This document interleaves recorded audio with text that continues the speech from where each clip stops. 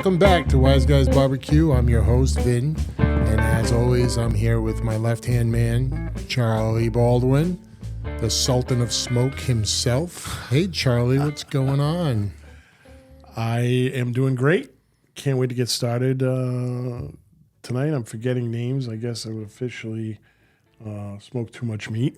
Yes, it is getting a little nutty. Yeah, but we're gonna do a little review tonight. Is that right? Well, it's almost required. You got to like open the windows on our brains and kind of just flush out our stuff. We've been smoking so much meat and we've been talking so much barbecue. I'm just so damn confused. I don't know if I'm coming or going. So this is good. This is a recap. We wanted to give our listeners a little look back, just real brief on the last 3 episodes and how they went. And we also do it as an invite for you folks. Please take a minute, smash that like button, subscribe, ring that little bell. It really helps. Makes us happy, which really helps. I prefer being happy. Yeah, think of this episode as kind of like the little 30-second spot before your favorite TV show that says last week on oil and pigs. I don't know, whatever show you watch. Give you a little recap of how the season has gone so far. I'm a little upset with you. A little upset. That's change. That's a plus. You didn't know it was my shirt. No, I did, but I couldn't see your nipples through it, so I ignored it. This is my Patriot shirt. It's a fantastic shirt. Thank you. Well, I wore it this week because they won. Yeah. Hey, 1-0, baby. And I don't know if I'll be able to wear it again this season. I'm counting on wearing it every week. I got a feeling you might be able to wear that 4 or 5 times this year. Nice. I'll Things take go it. really well, maybe even 6 or 7 times. I don't know. We'll see. I'll take it. It's important. But football season's here. I'm excited. College football's kicking off. I actually went to one of my son's games. He did a great job picking up all the little cones on the side of the That's not right. He's a freshman. He knows He's freshman scum. That's what they do. Yeah. They literally have a category for his status on the team. And there's four statuses, and he's not 1, 2, 3. He's 4, which is meat. Right. So things to run over. But I heard, and which is good, I heard from him and I heard it from the coaches, funny enough, that he's embracing it. So that's important, right? Yep. And hey, we see what happens. Good education is if you can embrace the process, those are the guys that succeed. Yes. And we know how that goes in football, especially. Yes. So let's kick it off. Let's go back a couple episodes. We're going to just go back 3. So we'll go 5, 6, and 7 and brings us up. This is our 8th episode, everybody. Yoo-hoo. Isn't that great? Boy, when we started this thing, we didn't think we'd get into 8 episodes. No. Well, we didn't even know. We were going to do once a month. Yeah. Imagine but that. It's so much fun, and we have so much time to kill. It makes my week. It makes my week, guys. I'm swallowing the pistol if I didn't have this show every Wednesday. So, episode 5 was Yesmin Morales, our international YouTube celebrity, A-list angel, and she's a pistol, and she rocks it. She was a little nervous. She was, but that's probably just because she's surrounded by so much throbbing meat. Well, no, on either side of her. Oh, you just take credit like that. You just go right out there. I will. She's not here to defend herself. Honestly, what I really think it is, she did a great job. I think it was because we made her sit down. She doesn't like to sit down. When she's doing her job, her gig, she's got the microphone in hand and she's rocking the crowd. She's moving around. So I think sitting down at a table between us. Yeah, she felt like, the cold cuts between a nice Italian roll. Yeah, she was. We didn't optimize her abilities, that's for sure. No, but we're going to get better at that. Yeah, we're going to give her a little more pre-studio direction, and maybe we should even, off the top of my head, this is out of left field, but maybe we should do something where she's kind of like on the scene, and send her around places and get her talking to people. That's what she does the best. Yeah, she does the best is just standing there and getting the best out of people, and it's a good idea. Yeah, she's much more comfortable. I'm not gonna run behind her with a camera though. I'm just no, definitely not. Oh God, you're doing your own camera work, Jasmine. This bats in here or something. Oh my goodness. Okay, but Yesmin, yeah, she did a great job. Hope to have her back next week. And for sure, she's digging into some YouTube pitmasters. That's what she likes doing the best. I mean, she's obviously partial to her Latin American heritage, so she likes to focus on those. I try to get her out of her box a little bit with that, but she really likes that kind of cooks, and I can respect that. So we'll see what she has for us next week. She also, she was talking to me about spotlighting a female pitmaster from Austin. And she sent me the videos, and this girl's fantastic. She's actually from local. She went to school in South Boston. Okay. So she knows the area, and she grew up. She's only 23, 24 years old. Wow. She started cooking in Austin, and she was 17. She kills it. So hopefully that comes together for her. She won't come back, I don't think, to the East Coast to be on this show. Wish she would, but I think for sure we can get her on virtually. Well, we do have a Texas safari in our future, and maybe that's one of the people we can hook up at her place and see what's going on. Listen, like football, barbecue is huge in Texas, and they have youth programs second to none. So these kids get started early in their barbecue careers, and they have barbecue. Every contest in Texas always has a kids division in it, okay? And they're really, really focused on spreading out barbecue knowledge to the younger generations. And so it's no surprise that she's young and she's already successful. Yeah, and for sure, I don't know, that you're bringing me up to another idea that I caught up with. I don't know if I talked to you about it, but do you know what the Magnolia Station is? I guess it started off as one of those flip your house kind of a thing. Magnolias are they're flowers. Georgia, right? I don't know. The Masters? No. Magnolia Corner and the Masters. That's they're a flower. The guy from Caddyshack was parlaying them in the movie.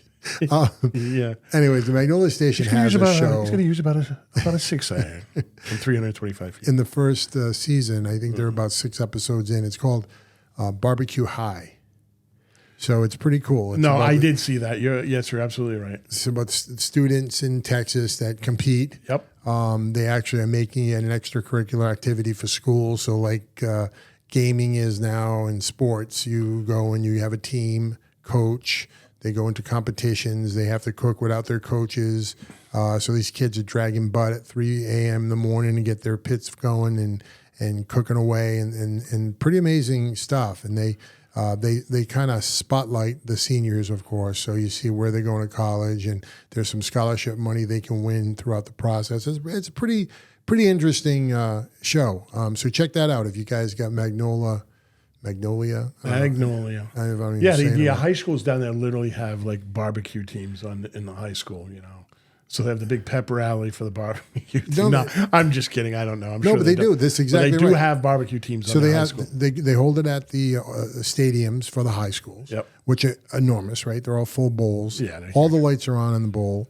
They're in the parking lot, and they got this roped off area because, like I said, the teachers or the guidance folks can't be in the roped off area, but they're all out there and they're smoking away, and then all of a sudden the place starts filling up in the parking lot, around the parking lot, watching these guys cook, and then as they turn in briskets and stuff, they do it inside the stadium, and it's it's got to obviously be pregame or maybe on the Saturday after or Friday Night Lights or something. Sure. Friday Night Bites. Yeah. Hey, see now they just come to me. I have no explanation. But you said it on the air. You should have wrote that down, and then I should have. But I'm very bad at writing. Yeah, can't write. So that's a lie. I can't stop lying either. Damn, it's such a character flaw. So I don't even want to go there. All right. That was that was episode 5 with Yesmin Morales. Hopefully you guys like her, and hopefully she'll warm up to kind of what we do here, and that's hard in itself because we don't know what we do and changes every week. But anyways, thank you, Yesmin. See you next week. Looking forward to it for sure.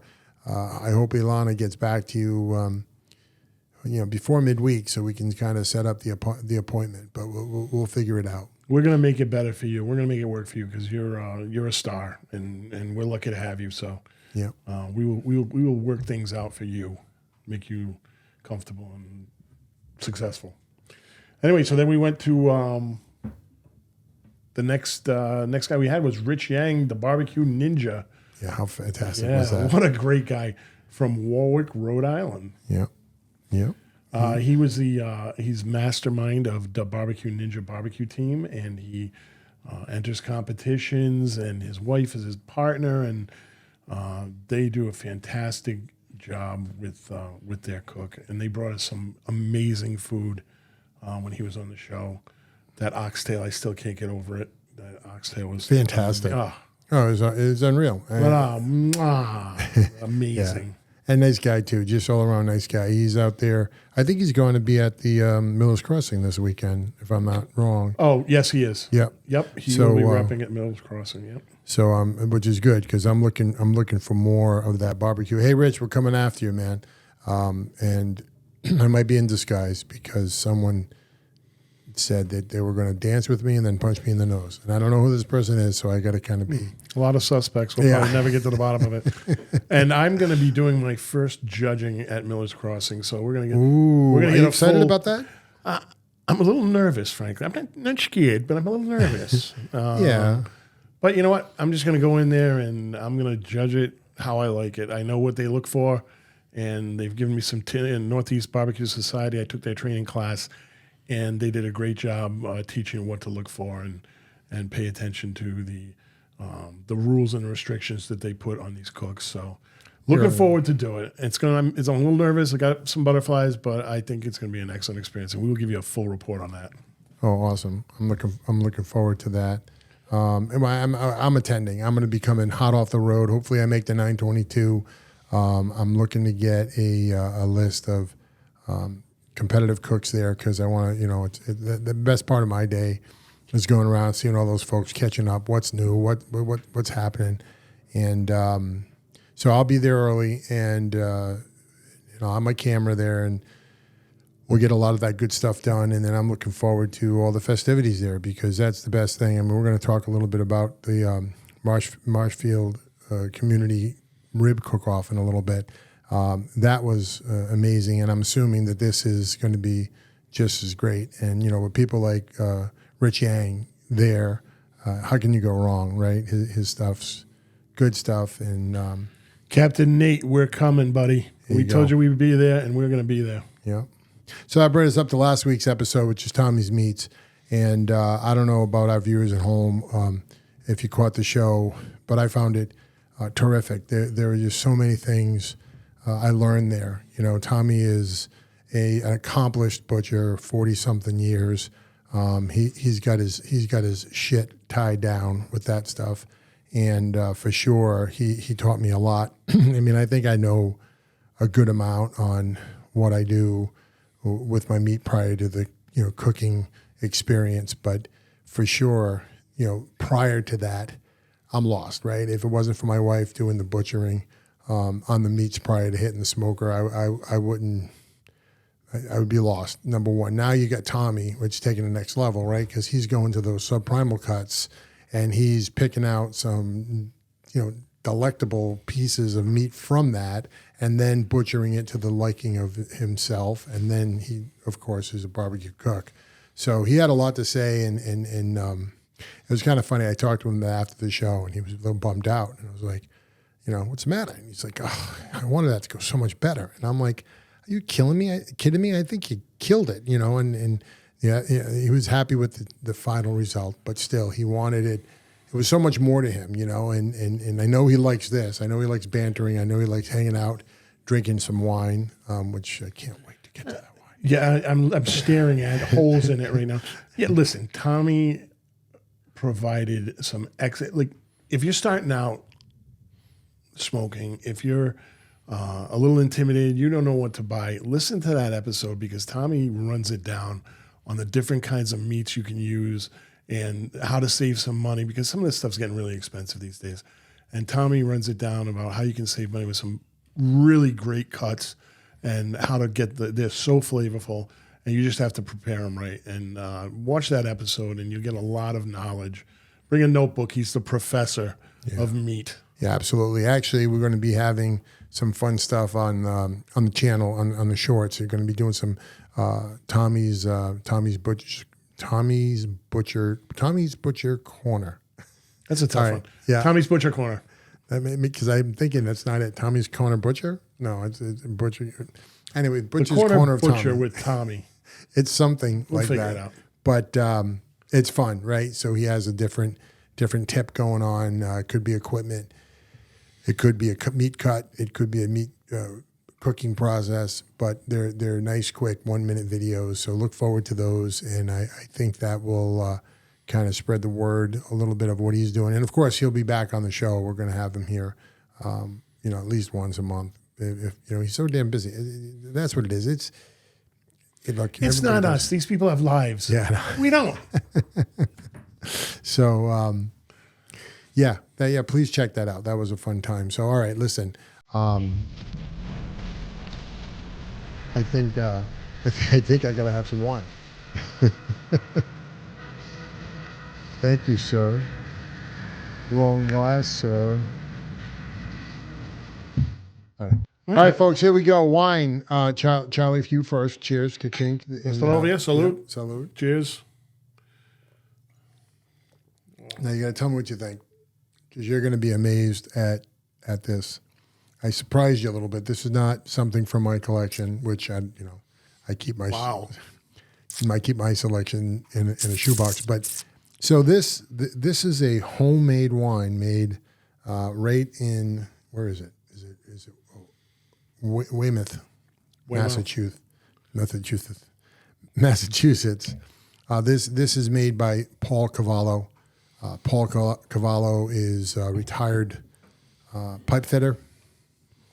He is also the owner of Wine and Dine Catering and the pitmaster for Wine and Dine Barbecue. And I got a chance to meet Paul and his crew up at Marshfield Community Rib Cook-Off. And what was amazing is I made a beeline right over to his tent.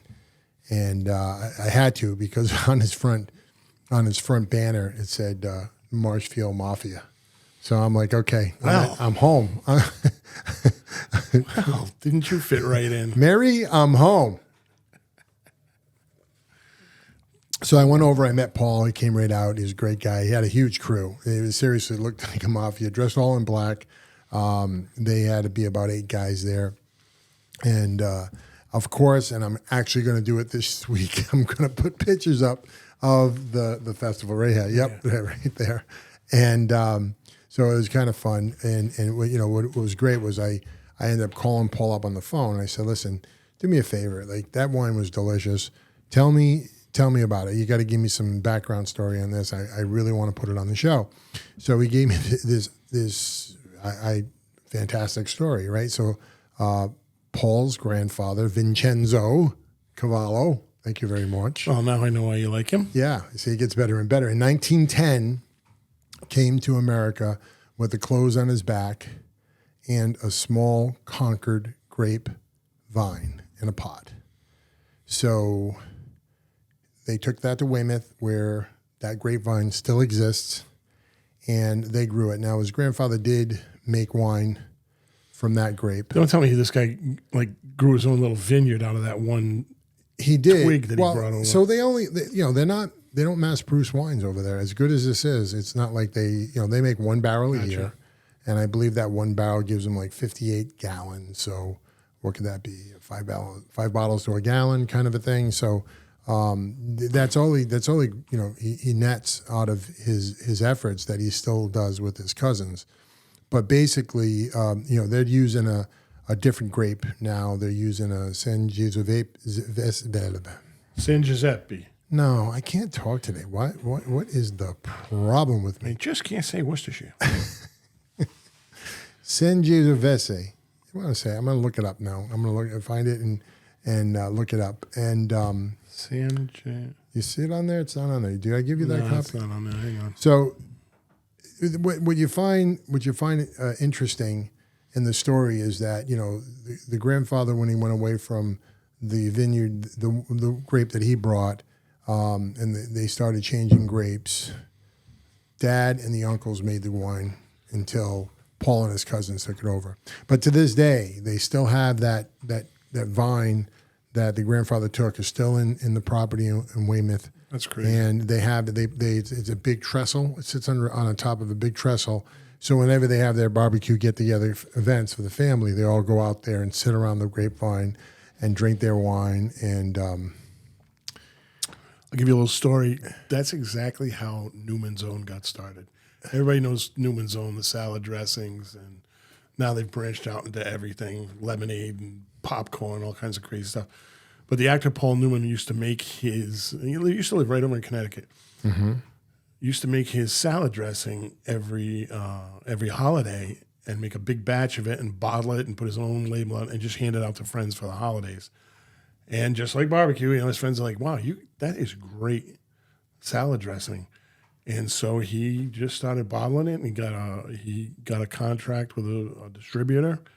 And now, every dollar that Newman's Own makes goes to charity. Oh, wow, that's amazing. Yeah, he started out small just like that, making his own stuff right at home. I didn't know that. I don't even know Paul sells these. Probably not. Probably just gives them out, to friends and family and people like you who said, "Hey, this is great." Well, that's what he gave me and Sue a glass of wine, and we loved it. And after that, he said, "Well, hold on a second." He gave me a bottle. He said, "Anybody who tastes the wine and loves it, I give him a bottle." So there you go. I didn't pay for it, so I don't. He's not making any money on this. Sangiovese and a Cabernet Sauvignon grape. This is a blend of what he makes, and the story goes when his uncle and dad made the wine, they had the old-fashioned crank grape crusher. And he said, besides the fact that his arm came off like a wet noodle when he was done doing that, when he grew up a little bit and got a little older and a little smarter and a little brother, he decided to invest in an electric process for the grapes. And with that, it also it strains out the seeds and the stems of the grape, which doesn't happen in the mash of a hand crank. Or using your feet. No, that would be nasty, because the point he made was the tannins in a wine come from the stems. So if you remove those stems, you reduce the amount of tannins in the wine, and that's usually the tannins will give you, if it's not aged properly, it gives you that bitterness, that kind of, Gotcha. So that was the story, and I loved it. It was very, very engaging, and it's amazing. He came in third at the MCRCO cook-off, and that alone was amazing, because I wanted to tell you a little bit more about the event. It was. Yeah, how did that go? Paul was a rookie at this, wasn't he? Well, first? No, it wasn't his first. I don't know how many he did exactly, but what it is that he only does that one. There was about 4 or 5 other folks that competed, and those 4 or 5 other teams compete in about 6 or 7 competitions a year. So they're not professionals, but they're more professional than these guys who do it once a year. And it's kind of an interesting process. So what happens is when you pay the entry fee, you get 30 racks of ribs that you cook. And based on your capacity to cook, if you want more, they'll give you more. But minimum is 30. You have to do 30. Correct. Crazy. And there were amazing smokers at this event. They were some folks cooking 50, 100 racks of ribs. And then what happens is folks filter in. There's a cover at the door, because there's a band, there's booze, there's food trucks, and then you line up, and for a $2 ticket you get a rib. Now, okay, $2 a rib doesn't sound like a bargain, but if you go in there, spend $10 and eat 5 ribs, you're stuffed, right? Yeah. Number one. Number two, it's charity. So of course, you're going to go and pay the $2 because it's charity.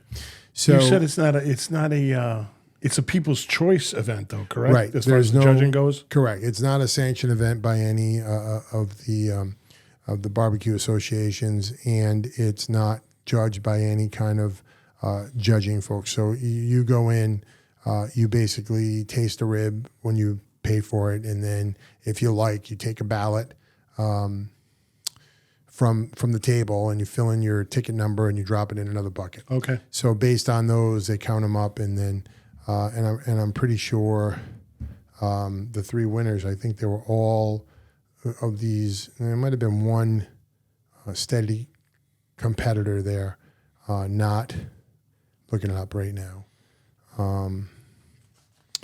So there's JD's JD's Barbecue, Mickey Finn, who took first place, and then Mickey Finn took second place, and then Wine and Dine took third place. So, hey, Paul, congratulations. I'm glad you guys did what you wanted to do there and kept up with the big dogs and knocked it out of the park. I know you had a blast. I watched you have a blast. I wanted to. Unfortunately, I had to work, but otherwise I would have sat there with you folks and had a great time. But it's just an amazing event. You know, like I said, I got there at 9:30, did the 9:22 with the competitors, met some great people with the organizers that were there and some other news people that were there. A great photographer was chatting me up. And then, 12 o'clock, the people start coming in. Everybody is like rambunctious. They're excited. People were bringing takeaway containers from home to buy ribs to take back home. You know, it was kind of a fair party atmosphere. Yeah, and the weather was great. I took my lawn chairs. I sat in the shade, and I had a couple of beers. That some Coors Light over there that I was dropping down quite a bit, and it was really nice and relaxing. Yeah, so I. This is the only place in the world where a couple means 7. Okay, just so you can do the math at home.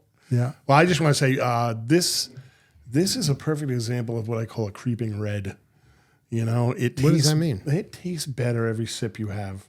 Yeah. And it just creeps up on you, and all of a sudden you're, I'm a monster. Well, I know you're a lightweight for wine. Oh, big time.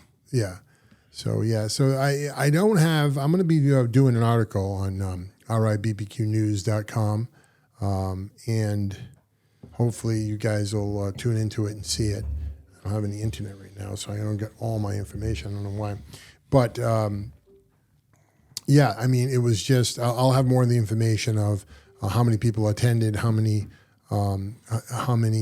money they raised, and the people that are the recipients of that wonderful event, because it was truly outstanding. I wish they, the producers did such a good job. I wish they did more than, I mean, they might, shame on me. If they do more than one, I'm sorry, but this seems to be the only one. So I can't wait to go back next year. But yeah, it was truly a great time. But the good news is what? This weekend, Millers Crossing Annual Barbecue Cook-Off. It sounds very similar in the way it's set up with the bands and the music and the food. So it should be interesting. All right, welcome back. We just want to give a shout out to our sponsors, a couple of new guys that joined up last episode, and that's the Sandwich Shack, and that is located at 9 Cedar Swamp Road in Smithfield, Rhode Island, down by the Apple Valley Mall. Great sandwiches, great ingredients, and excellent bread. Go see Gary there. He's got a concoction called the Chopped Italian Grinder, and it is a game changer. So walk in there. They're open 11 a.m. to 3 p.m. only. So if you're looking for lunch during the middle of your day, you're a truck driver, or you got an office nearby, head over there. They love doing lunch orders for everybody. Just call them up, or you can order online on Facebook or at sandwich-shack.com. The Sandwich Shack. Great lunches. And the other one we're going to shout out to is Food Vibes. Food Vibes is a up-and-coming food truck operation. They've developed a following not only in Rhode Island but throughout New England. You can find them at the biggest food events in the state or in New England. They always have a popular menu. Their Italian egg rolls, tremendous. They do their own slow-cooked pulled pork tacos, fantastic. Go see Franco and Zach and their crew. Right now, they still are doing an event at Mulligan's Island Miniature Golf and Golf Training Center on Friday nights. That is located in Cranston, Rhode Island, near the prison. I'm talking to everybody like that from Rhode Island. Yeah, you know where the prison is? Yeah, it's right there, Mulligan's Island. But anyway, it's oh my goodness, can't remember what the route is. I don't know what that road is. I noticed most of the sponsors you enlist are food sponsors. Yeah, well, that's the way it is. That's the way it is. If you go all the way to the end of Reservoir Avenue by the prison, you'll see Mulligan's Island on your left. Nice. Food vibes. Thank you, guys. Thank you for your sponsorship, keeping the lights on. Really appreciate it. We're going to get you some more ka-chings up in the rating box. Our watchers right now are clicking like and subscribe. I can feel it through the internet, so that's awesome. And Kevin Coyne is the gentleman that introduced me to the MCRCO event and showed me all around there. So I wanted to give Kevin a call out. Shout out. Thanks, Kevin. I had a great time. I really appreciate it. I think you're going to like the article. Look for it next week. And we'll hope to see you again soon. I know his competition group team name is Morningwood. You'll run into them. Yeah, I like it. Love it. I like it. There's some creative people over there. So I know we'll run into you. Maybe even again at Millers Crossing. So excuse me. Looking forward to Millers Crossing. I mean, we've been getting some great shout outs from them too, talking with them, looking to see who shows up for those events. They're different, right? This is like you had mentioned already. This is a sponsored event sponsored by Nebs. And so you'll be there judging. And boy, I don't know how you feel like doing that because... Well, I guess I'm just going to have to walk around with you, and I guess I can talk to the teams. I just can't try anybody's food. Oh, really? But I didn't even think that was allowed because I know you don't. I know they have that double blind process. So. Yeah, they do. So I think Captain Nate runs the event, and I'll check with him. If he doesn't want me to talk to anybody, fine. I'll go drink at Miller's Tavern till it's time to go in there. But yeah, really excited. And this is a great event. It's to raise money for Friends of Jake. Friends of Jake. It's a great cause. And we're expecting a huge crowd. The weather should be great. Get out there, music, food trucks, food, all kinds of stuff. And it should be an excellent day. Can't wait to see everybody. It's Nate and Kerry Slynn, right? Yep. They're the folks that have been heading this up for the last few years, which is terrific. They just kill it. I know they do a great job in both aspects, right? Making the money for their goal and keeping it fun for the crowd because then people won't come back if it's not fun, right? Absolutely. They like to. Their main objective there is to gather financial support for a nonprofit organization that assists with handicapped and underprivileged local children that could truly use their help in getting the things they need to be as mobile as they can. They successfully exceeded $125,000 in their efforts over the past few years running this event. So, that's just amazing. Great cause, worthwhile to go there and spend a little bit of your hard-earned cash because it's going to a good place. That's the amazing part, right? Because you go to events, different kind of events, not barbecue events, but other things, and you can see the money rolling, right? You see money, so you're like, okay, something's going on good for somebody. But when you go to these events, you don't really see that. You don't see a high price at the door. You don't see a high price for the food. You don't see a high price for the booze. It's just, I don't even know if there's booze there. I don't want to mislead anybody, but it's just. I'm not judging now. Right. But in that process that they do that, and then they come out and they make a whopping $25,000, $35,000 a year for these organizations is just great. And I know the competitors that compete have a great time. I know the people that go there and eat the food have a great time. So it's just, how can it be bad? So actually, I think we have all the information, hours and address and all that stuff on our website. absolutely. RIBBQ.com if Yep. you want information on this event. Yep. Our friend Bob Bauman wrote an article. So if you go to RIBBQnews.com and you / Friends of Jake, or you just tag Friends of Jake, that article will come up for you. But it's also on the front page. And you're absolutely right, Chip. It's got the location, the times, all those all that information right in there. So check it out, please. Hey, folks, some bad news this week. And, it's some real bad news. I don't know. I feel Good or like, bad, we'll judge that. but I feel like people are jumping off the sinking ship or something. Like we're the left rats on this sinking ship. I think I smell a rat. Because, Yasmin's been difficult with her work. And She's so busy. I mean, listen, she's busy. and then that's Fredo's on vacation. understandable. How did he get a vacation? Like, who does he You know? let me tell you how he got a vacation, okay? Because you're soft on this character, okay? He needs to toe all right. the line So a little that- bit more. We got emails piling up the ass. that's the And this reason guy's why- not. He's supposed to be here reading them. That's the reason why I mentioned him being on vacation, and he must do a lot because He's gonna be on vacation. him not already. being here, I said, all right, no big deal. I'll cover the emails. How bad can it be? It's bad. It's too much. It's bad. It's too much. It's bad. And then he's got a process because there's back show emails, and he likes them, so he circulates them to the top with the new ones. And I'm like, well, so what is this? Is it first in, first out? How does this work? And now I'm like, and I'm a good logistics guy, but I can't figure out how he works. But Fredo, hurry back, please. So here it is. We don't have a letter this week because I'll fall on the sword. I didn't get a chance to get through the emails fairly and take his notes based on past emails to get one pulled out this week. I could have just grabbed one off the top, but I didn't think that would have been fair. We see what happens when I just go off the top of my head with these emails. So it's not, not a good idea. No, I don't want that. Listen, people that are in the know, you'll know what. Hey, Fredo, this is for you, buddy. Nothing happens to him while my mother's alive.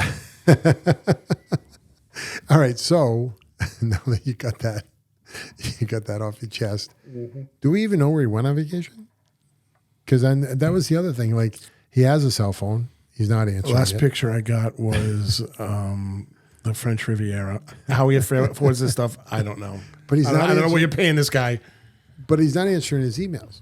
Or I mean, not even his emails, his phone calls. Because I He's- wanted to get a little. I he's said, in give me Fl- some direction. And He's nothing. in Florida. He's well capable of getting back to you.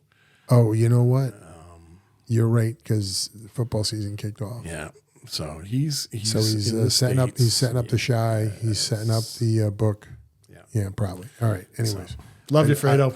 I've said too much already, but yeah, we love you, Fredo. Hurry back. We need your support, and we're sorry, folks. We don't have a made guy or whack this week.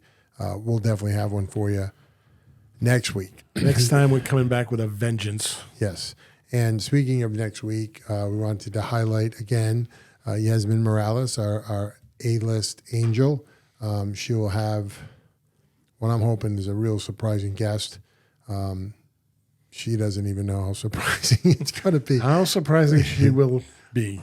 And then, and we're gonna. I think we should do is throw in some barbecue safari in there because I have been getting some notes on that on what's questions. What's up. How many times you guys do it? When and folks, look, we're dealing with a lot of logistics here. I think what's that word again? It is football season. We do have the holidays to contend with.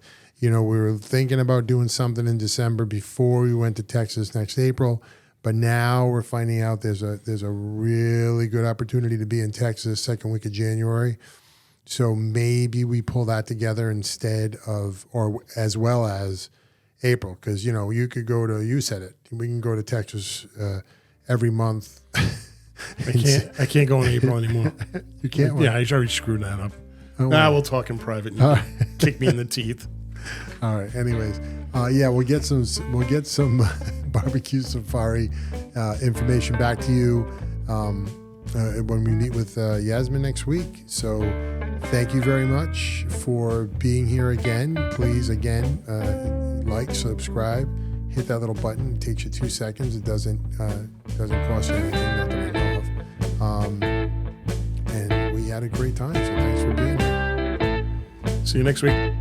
Peace.